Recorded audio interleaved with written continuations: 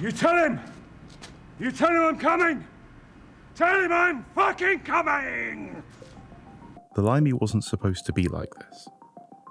In January of 1999, Steven Soderbergh received a call informing him that his previous film, Out of Sight, had just won the National Society of Film Critics Award for Best Picture, and he had won Best Director. He didn't care.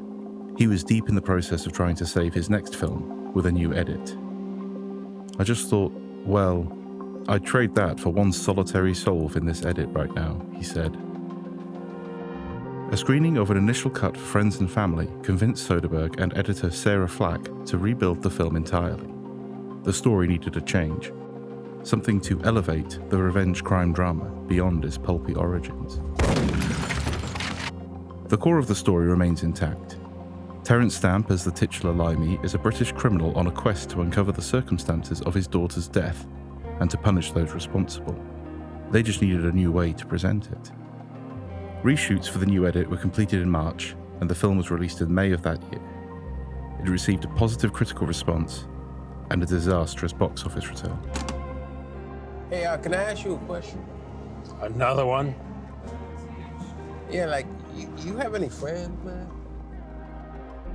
Soderbergh was left in an uncomfortable position. He had believed that Out of Sight represented a new era for his career, one of potential stability after a decade of indie projects with mixed results. All you have to do is say no. No.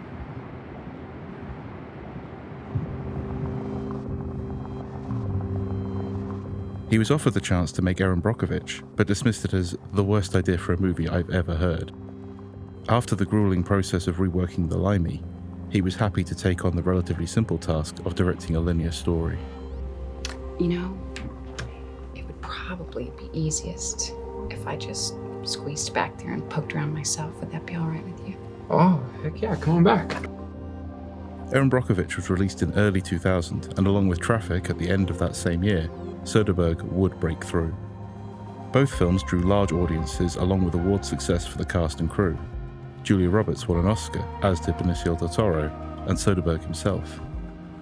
The Limey was seen as a footnote in his journey from independent cinema to mainstream success, but decades later, it has developed a cult following.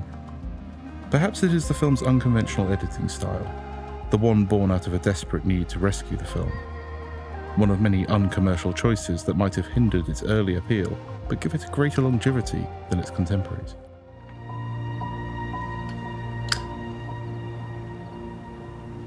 You're Jenny's father. Most of the cast is over 50, with no bankable stars among them. It is a revenge plot where most of the action is obscured from the audience.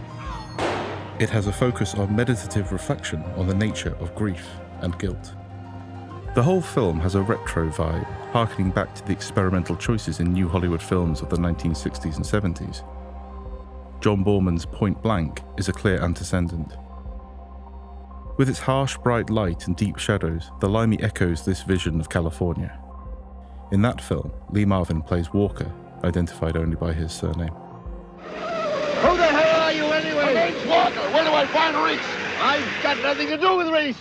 He's on an uncompromising quest for revenge and compensation while confronting past trauma. Betrayed and left for dead by both his professional and romantic partners, the film uses flashbacks intercut with the present to create clear connections. Sequences are edited to pair sound from one scene with images from another, a potent depiction of memory on film.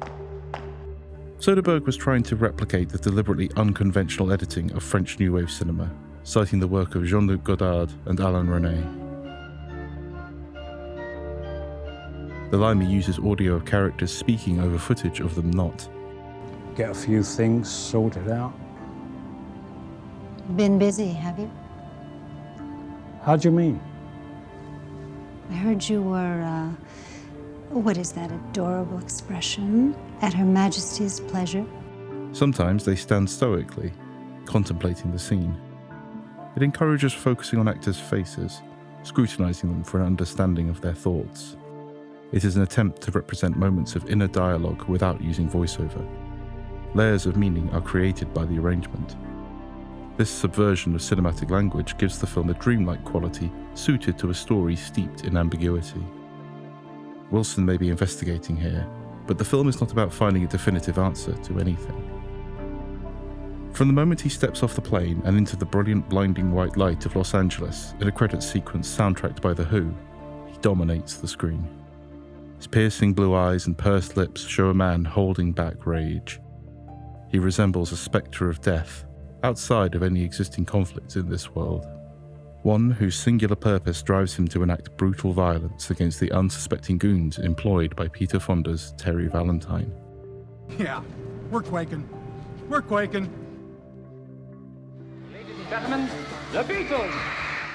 The British invasion of the 1960s saw musicians, actors, filmmakers, and more gain immense popularity in the United States. Fonda was chosen as an American counterpart to Stamp, both being icons of what was dubbed New Hollywood. He was still best known for 1969's Easy Rider, which also featured unconventional editing influenced by the French New Wave. Valentine's position as a record executive underlines the film's obsession with memory and legacy. His most impactful work is now decades past, and he finds himself embroiled in the lucrative but degrading business of drug trafficking. Romantically attached to Wilson's daughter, Jenny, despite being decades her senior, he has replaced her with someone even younger. Her interest in his heyday draws a speech attempting to define the era. Have you ever dreamed about a place you never really recalled being to before? A place that maybe only exists in your imagination? Someplace far away, half remembered when you wake up. He then retracts that definition to claim that the 60s weren't really the 60s. It was just 66 and early 67. That's all it was.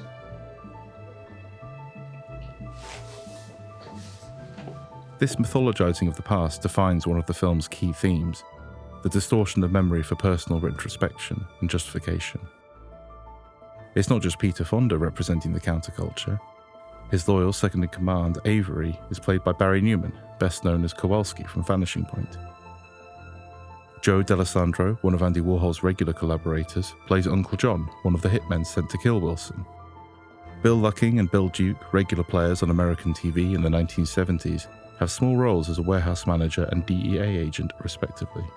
Lesley Ann Warren, whose early breakthrough in the 1960s wouldn't lead to major film roles until decades later, plays the never-quite-made-it acting coach, Elaine.